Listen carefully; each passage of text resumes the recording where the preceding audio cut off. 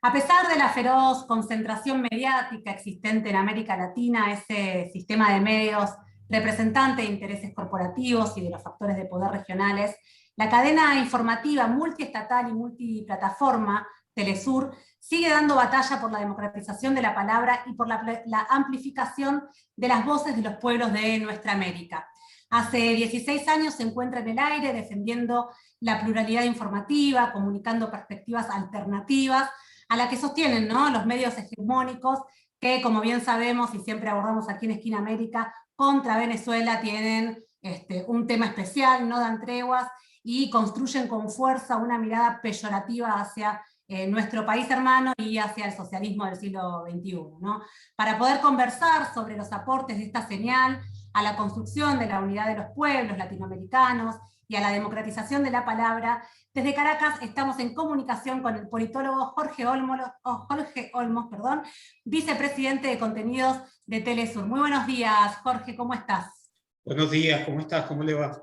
¿Cómo le va a todos? Un saludo por allá a toda la audiencia, a todos los usuarios, desde Caracas, desde la hermosa Caracas, cuna del Libertador de América, ¿no? Del padre Bolívar.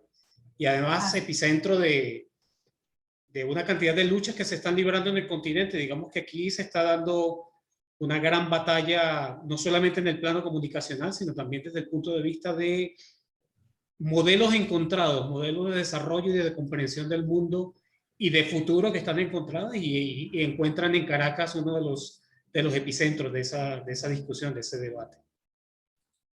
Así es, Jorge. Bueno, justamente un poco es lo que queremos charlar a lo largo de la entrevista de hoy, pero para comenzar, para arrancar este encuentro, esta conversación, lo primero que queríamos charlar, que nos cuentes, es sobre el surgimiento, ¿no?, de Telesur. Hace 16 años que, como decíamos recién en la apertura, está en el aire. La verdad que Telesur fue una apuesta muy innovadora, ¿no?, cuando el presidente Hugo Chávez en su momento, y en conversaciones con Fidel Castro, y bueno, ya nos contarás vos, decidió proponer un medio multiestatal, una idea realmente innovadora, algo que nunca se había pensado, se había hecho en la historia. Entonces, la pregunta era qué se proponía el comandante en aquel momento y con qué espíritu nació esta señal informativa. Pues mira, yo creo que un antecedente que no debemos desechar es el mismo hecho de la independencia de Venezuela. No sé si recuerdas que precisamente es Simón Bolívar el que primero hace énfasis en la necesidad de fortalecer el hecho comunicacional. Su primera herramienta, digamos que él la llamó la artillería del pensamiento, fue precisamente la imprenta. O sea, eso fue uno de los grandes tesoros que traía Bolívar dentro de su expedición para iniciar todo el proceso independentista en América. Entonces, nosotros tenemos ya como que esa concepción en la raíz. Es decir, Bolívar entiende que los medios de comunicación tienen un papel importante que jugar en el proceso político y sobre todo en el proceso de liberación de América, en el proceso de independencia. Entonces, ese es un antecedente que nosotros tenemos que siempre tener en cuenta. Luego, por supuesto, hay un eje importante que se desarrolla a partir de la llegada por la vía electoral de la Revolución Bolivariana, de Chávez, y por supuesto de algunas ideas que ya había trabajado Fidel. Fidel había hablado ya de la necesidad de un multimedio o una cadena informativa que tuviera un perfil mucho más latinoamericano. De hecho, parte de la CNN es creación también de la idea de Fidel y de su comprensión del rol de los medios. Y por supuesto esto se combina con un hecho que marcó por mucho tiempo, digámoslo así, lo que fue la Revolución Bolivariana, y es el golpe de Estado contra Chávez. Un golpe de Estado que duró 47 horas y que tuvo precisamente en los medios de comunicación su gran base. Es decir, cuando toma el poder la derecha en el país tras el golpe de Estado de 2002, lo primero que hacen los presentadores de los medios de comunicación hegemónicos es decir, gracias medio de comunicación tal, gracias medio de comunicación tal, gracias señales de tal medio de comunicación, sin ustedes no hubiese sido posible el golpe de Estado. Entonces tú te planteas allí, o el mismo comandante se planteaba, caramba, estos nos derrocaron durante 47 horas, tomaron el poder precisamente con base en su acción con los medios de comunicación como puntal, como punta de lanza de ese golpe de Estado. Y es entonces cuando, a raíz de el fortalecimiento de la comunicación popular, de la acción de la comunicación popular, de la movilización que surge a partir de la comunicación popular, de la comunicación alternativa, es cuando se puede revertir el golpe y surge la necesidad de un medio que enfrente esta batalla comunicacional. Y de allí surge esta pequeña idea que nace en un papel por allí en una oficina, en donde los comandantes esbozan lo que va a ser después la señal de Telesur. Un multimedio que se ha creado, que fue creado para la unidad latinoamericana, para la integración latinoamericana, para darnos a conocer, porque uno de los grandes problemas que tenemos como pueblos es que pareciera que estamos como que separados, como que no nos encontramos, como que nos miramos a los ojos y no nos reconocíamos, como que un pueblo que estaba al lado simplemente no conocía que tenía al lado a un compañero, un compañero de lucha, un compañero de vicisitudes, y precisamente esto es lo que quiere hacer Telesur, romper con ese silencio que teníamos, con esa distancia que existía muchas veces inventada, digamos que no es algo natural, sino que nos encontrábamos muy poco, y allí empezamos a reconocernos. Entonces allí surge de la mano de los comandantes, por supuesto, y una cantidad de periodistas y de intelectuales que entienden la necesidad de un multimedio como Telesur y de toda esta propuesta que ya lleva 16 años en la mesa y, por supuesto, tratando de dar la batalla. Bueno, Jorge, muy bien hablas del poderío en aquel hecho de golpe, pero bueno, sabemos que el sistema de medios en nuestros países se ha caracterizado y se caracteriza por una gran concentración y monopolización, ¿no? Los casos de Clarín en Argentina, o Globo en Brasil, Televisa en México o el Grupo Cisneros en la misma Venezuela. A 16 años de fundado Telesur, que es una propuesta comunicacional alternativa a estos grupos, sin dudas, a la concentración de estos grupos, digamos, ¿vos cómo ves en la actualidad el sistema de medios en Latinoamérica? ¿Qué avances crees que se lograron en torno a la democratización de la palabra y qué desafíos tenemos por delante? Mira, yo creo que si revisamos ese momento en el cual están haciendo Telesur, creo que hemos avanzado muchísimo. Creo que en la disputa política, en la disputa que se venía dando por la hegemonía y por tratar de plantearnos modelos alternativos de desarrollo, alternativas incluso al neoliberalismo que se impuso por la vía de la fuerza en Chile con el golpe de Estado, es precisamente en 1973 cuando se impone, y además se impone en toda la región, los regímenes dictatoriales que tratan de fortalecer la idea neoliberal. Digamos que la idea neoliberal entra con esa fuerza. Desde allí hasta acá mucha agua ha corrido debajo del puente y creo que los procesos de comunicación popular han avanzado inmensamente. Ahora, todavía existe la tendencia, digámoslo, de los sectores hegemónicos del capital de controlar los medios de comunicación y de tener una hegemonía comunicacional. Yo creo que sí existen, ¿no? Precisamente hay un estudio de la Universidad Nacional Autónoma de México sobre los casos de Costa Rica y de El Salvador, en donde se planteaban como que 4 estrategias para la cooptación de los medios de comunicación. Entonces ellos hablaban de la existencia de una estrategia o de estrategias económicas para esta cooptación que tienen que ver con transferencia de recursos, que tienen que ver con las pautas publicitarias que también se utilizaban que se utilizan para la presión a los medios de comunicación, estos sobornos que se siguen aplicando en algunos países. Hay estrategias que tienen que ver con la propiedad de los medios de comunicación. Compran un medio de comunicación, son accionistas de medios de comunicación, tratan de copar los medios de comunicación. Incluso uno de los debates que se daba en el Ecuador sobre la concentración de los medios tenía que ver con cómo separar el gran capital del medio de comunicación, porque los banqueros tenían su medio de comunicación para ellos, ¿no? Y con eso, por supuesto, iban imponiendo su línea de trabajo. Pero además te ubican allí editores, te ubican allí estos sensores incluso a la información, hay estrategias políticas también de presión, por supuesto, que llegan hasta el lawfare para tratar de presionar a los periodistas, pero también hay estrategias profundamente violentas que tienen que ver incluso hasta con el asesinato de periodistas o amenazas directas. Eso no ha cesado. Es la naturaleza del capital, es la naturaleza del sistema capitalista, el control de los medios de comunicación, porque además allí estás construyendo hegemonía, estás construyendo ideología. Entonces, el tener el control de los medios de comunicación no es algo que el gran capital haya desechado de ninguna manera. Ahora, si bien es cierto su labor política ha avanzado o se mantiene, digámoslo así, también la labor de los sectores populares ha avanzado, hemos progresado.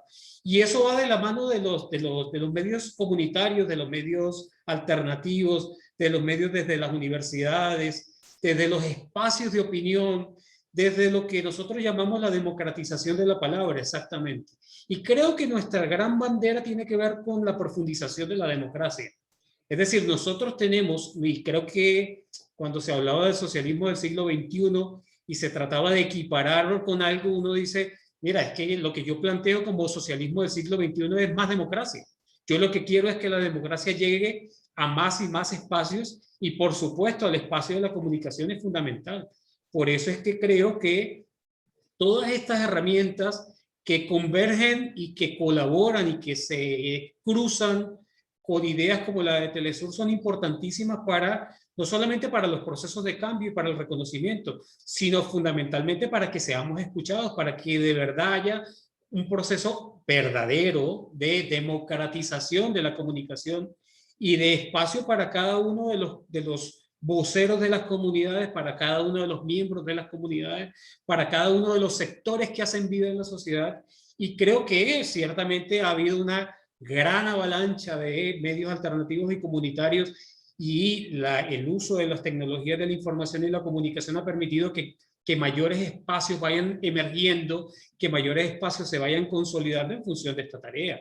Creo que esto es un gran crecimiento que nos ha permitido llegar con voces desde el pueblo, desde los sectores populares, a plantear alternativas de gobierno, alternativas de organización, alternativas de políticas públicas que nos han permitido conquistar derechos en una pelea que es profundamente dialéctica. Unas veces ganamos, unas veces retrocedemos, pero siempre estamos en esa pelea dialéctica de cómo lograr consolidar esos procesos de organización y avanzar en función de los intereses comunitarios.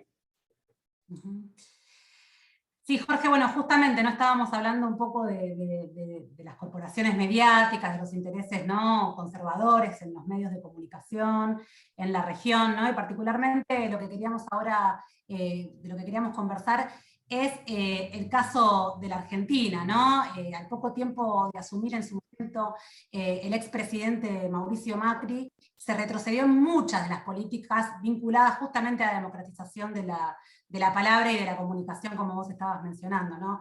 Por un lado, frenó gran parte de la plena implementación de la Ley de Servicios de Comunicación Audiovisual aquí en la Argentina, que justamente debes conocer el caso, una ley que fue muy discutida, que fue muy democrática, ¿no? Y que de las primeras acciones que tomó el gobierno de Macri en su momento fue dejarla sin contenido, ¿no? Digo, por la importancia de esto, ¿no? Reforzando esta idea que vos mencionabas de la importancia de la comunicación en las cuestiones de los procesos populares. Y otra de las medidas que tomó también a los pocos meses de asumir fue dejar de hacer sus aportes, sus contribuciones a Telesur, y esto también produjo que saliera de las grillas de programación, ¿no? En ese sentido, nada, quería como con vos poder recuperar un poco lo que fue ese momento, cómo impactó, digamos, esta cuestión en el canal y con los vínculos, y en los vínculos, ¿no? con nuestro país. Claro, a ver, las medidas que se tomaron durante el gobierno de Macri ciertamente afectaron la presencia de Telesur en las pantallas, en algunas pantallas, en algunas grillas de la Argentina, sin duda alguna. Esto nos afectó en el tema de distribución, pero yo siempre he pensado que los pueblos no se meten en un callejón del cual no puedan salir. Y esto mismo ocurrió con Telesur. Es decir, si bien salimos de algunas grillas, de algunas cableras, tuvimos mayores dificultades para hacer las cosas. El pueblo argentino supo encontrar dónde estaba Telesur. Y logramos establecer el nexo y restablecer eso que quisieron romper y que nunca lograron, para que la Argentina siempre tuviera presencia en las pantallas de Telesur. Y creo que eso es lo importante y lo que yo rescataría. Más allá de las medidas, que son medidas que como opción política tomaron, criticables o no criticables, responden a unos intereses de clase. Y esos intereses de clase tienen esa acción, pues ellos piensan que pueden silenciar a los pueblos. Y los pueblos siempre van a encontrar la alternativa. La alternativa fue o las redes, o nos comunicábamos por otra vía, o teníamos la colaboración de un medio comunitario que nos enviaba un video y nos decía, mira, esto está pasando en Rosario, esto está pasando en Buenos Aires, esto está pasando en el sur, y nosotros encontramos como que la forma de relacionarnos, y eso nos hizo incluso hasta fortalecer nuestras relaciones, porque no dependíamos de estructuras macro, sino que nos fuimos a la construcción de donde nosotros nacimos. Es que nosotros nacimos pueblo, y como nacimos pueblo, somos pueblo. Y cuando somos pueblo, el mismo pueblo nos da las herramientas y nos abraza cuando estamos en condiciones difíciles y nos dice, mira, tenemos poco, pero lo compartimos, vamos juntos y vamos juntos en esta lucha porque compartimos intereses, porque compartimos objetivos. Y eso para nosotros fue mucho, o sea, no fue lo mejor en el sentido de que podíamos haber fortalecido la distribución, pero sí nos ayudó muchísimo porque nos encontramos mucho más con la Argentina, con los medios de comunicación alternativos y comunitarios, con nuestra esencia, con nuestra base. Nosotros somos pueblo, insisto en eso. Nosotros nacimos con el pueblo, nosotros nacimos por el pueblo. Y no solamente el pueblo de Venezuela, estamos hablando de que Telesur es un proyecto latinoamericano, caribeño, y entonces encontramos las vías de relacionarnos y de fortalecernos y de entrequerernos mucho más por la vía de la comunicación, y creo que esa fue la solución. Esas soluciones surgieron siempre de la mano de los argentinos, de los latinoamericanos que nos dijeron hagámoslo de esta manera, hagámoslo así, hagámoslo de otra forma, busquemos esta alternativa, encontrémonos de otra manera, pero sigamos presentando en Telesur pues lo que está pasando en la región. Incluso creo que esto también nos ayudó a que muchas de las cosas que a lo mejor no habíamos percibido en un primer momento, los mismos argentinos nos dijeran, ah, pero también hay esto, también hay esta posibilidad. Y creo que eso para nosotros también fue positivo, pues. Creo que hay un saldo organizativo y un fortalecimiento de Telesur y de las capacidades de Telesur que fueron importantes. Para esto los movimientos del ALBA nos ayudaron muchísimo. Para esto las mismas organizaciones populares argentinas fueron fundamentales. Las instituciones, las universidades, allí encontramos ese cariño que necesitábamos y ese apoyo que necesitábamos para salir adelante. Esa fue la realidad, esa es la realidad nuestra. Estamos conversando en Esquina América con Jorge Olmos, vicepresidente de contenidos de Telesur, que cumplió 16 años al aire en nuestra patria grande y en el mundo. Jorge, hablabas de que las tecnologías de la información y la comunicación han aportado sin dudas al surgimiento de medios alternativos desde las bases del pueblo, incluido Telesur.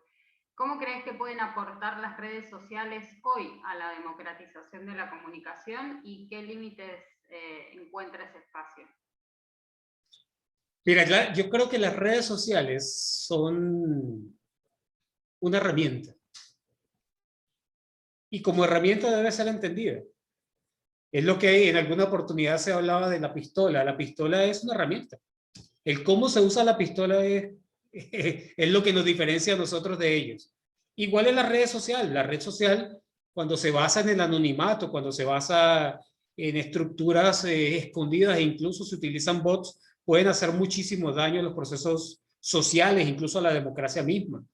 Recientemente estábamos viendo cómo en la campaña, en el asedio que hay contra Cuba, se ha utilizado fundamentalmente en las redes sociales. Y decían por allí los informes, los estudiosos del tema decían que era imposible que una persona pudiera mandar 10 tweets por segundo.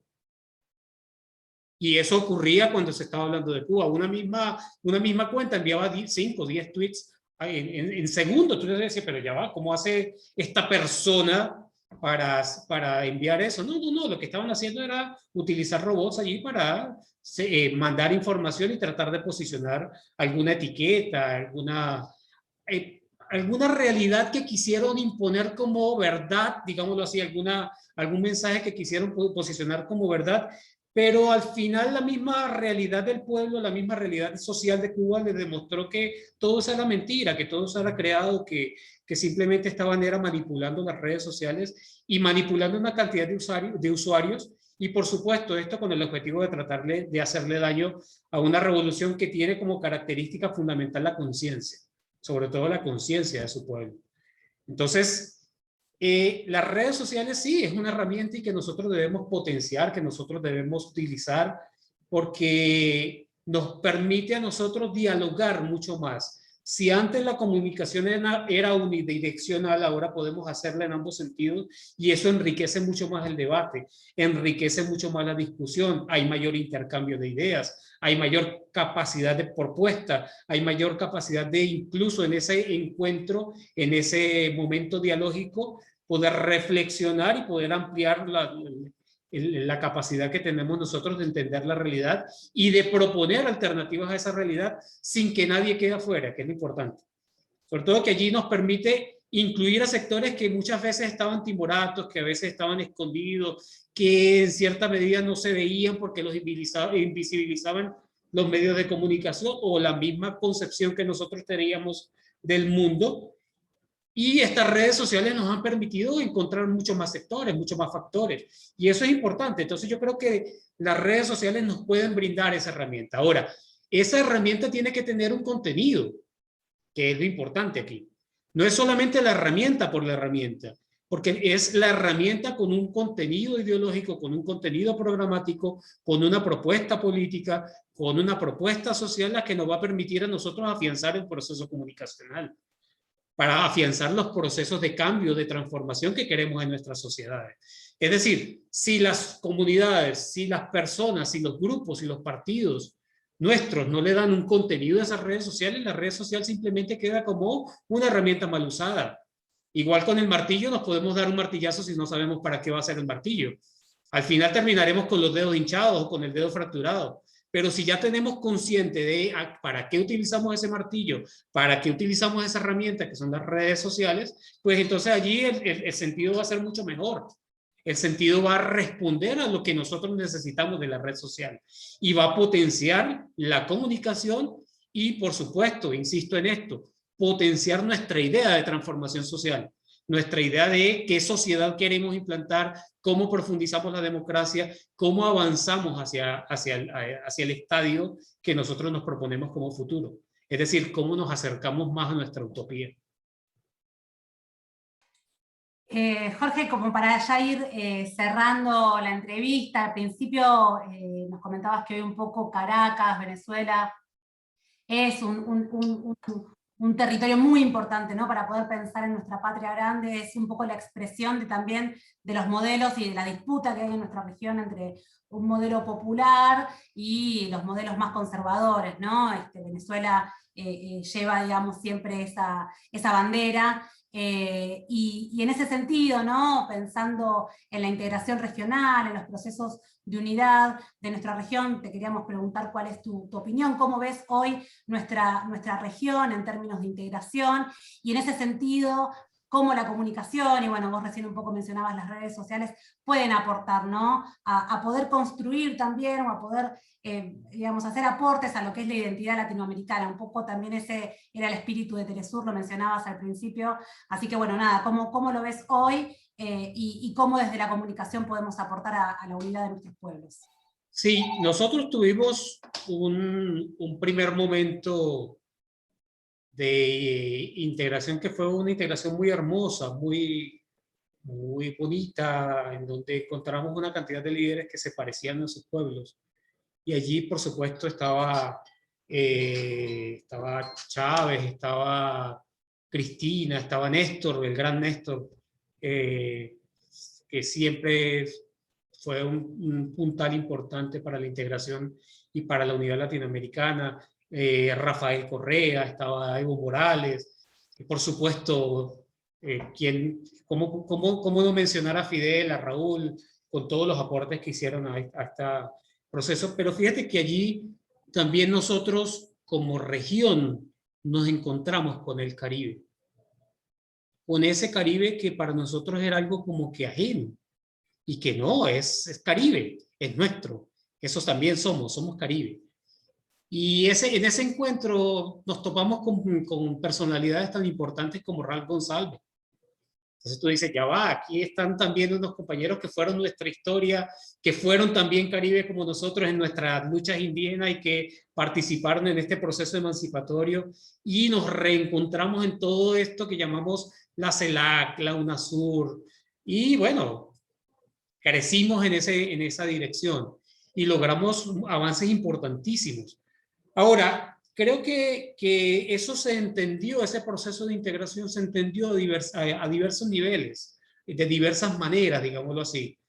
Es decir, hubo experiencias en las cuales se avanzó un poquito más y otras se retrocedió un poquitito, o se iba con cierto temor, con cierta cautela, como con cierta desconfianza. Todavía no rompíamos esa desconfianza que teníamos y íbamos con cierta cautela, con pasos lentos, un poquito cuidando las formas, digámoslo de alguna manera. Eso marcó una etapa. Vino lo que Rafael Correa llamó como que la etapa esta del intento de retorno de la noche neoliberal, ¿sí? Y ciertamente llegaron algunos gobiernos de la región por algunas, digamos que Frei Beto lo llamaba como que carencias que tuvimos en el proceso ideológico.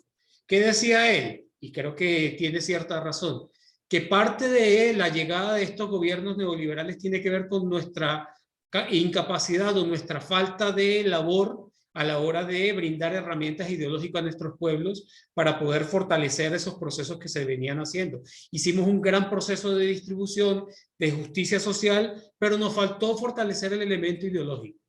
Y entonces llegaron estos gobiernos neoliberales y ciertamente hubo como que una especie de estancamiento, incluso de retroceso de estos procesos en algunos países de la región. Pero vuelvo a la idea esta que les decía, ningún pueblo se mete en una encrucijada de la cual no pueda salir. Y empieza a emerger, empiezan a surgir experiencias que nos hablan de una nueva fase de lucha, de un refrescamiento de la lucha, de unos nuevos aires de avance de las ideas progresistas en la región. Y fíjate que un elemento importante aquí es que ni siquiera la represión ha podido ocultar ese tipo de cosas. Es decir, el asesinato de los líderes sociales en Colombia, la represión no impidió que en Colombia se movilizara el pueblo y plantearan un paro unitario y salieran los jóvenes a luchar y salieran los jóvenes a defender a sus comunidades en la primera línea, etcétera, etcétera. Pero también lo encontramos en Perú, pero también encontramos luchas que se dieron en Argentina, salió de nuevo la gente en Brasil. Es decir, los pueblos vuelven a retomar su iniciativa y a decirnos, aquí estamos, no nos hemos ido. Planteemos las cosas de manera pues que podamos incluirnos mucho más. Y ese avance de los pueblos se ve reflejado incluso hasta en una renovación de las ideas, en una renovación de las propuestas, en un reencontrarnos de manera distinta, pero con esa base que ya traíamos, esos avances que ya teníamos en el proceso de integración. Y creo que eso nos avisora un futuro muy importante, un futuro muy bonito, un futuro que de verdad yo creo que es promisorio. Creo que allí nosotros tenemos la clave del por qué la llegada de un AMLO en México y un avance de México y un posicionamiento de México como vanguardia del proceso de integración, un avance en Argentina que permitió la llegada del compañero Fernández allí a la presidencia, y que por supuesto implica que Argentina también tiene un lugar de vanguardia en este proceso de integración y lo ha asumido.